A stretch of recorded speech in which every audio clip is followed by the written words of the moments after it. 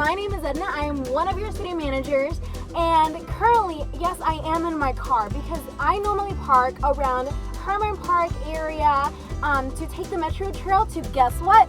The Houston Rodeo. Yes, it is opening day. I'm so excited for you to check it out with me, and it's gonna be so fun.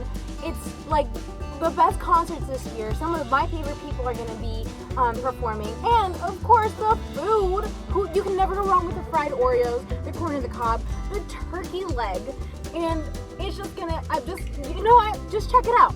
See what you're gonna be missing if you don't come this year, and if you do feel a chance of FOMO, you have to check it out next year. But you have all month long to come see what the big deal really is about.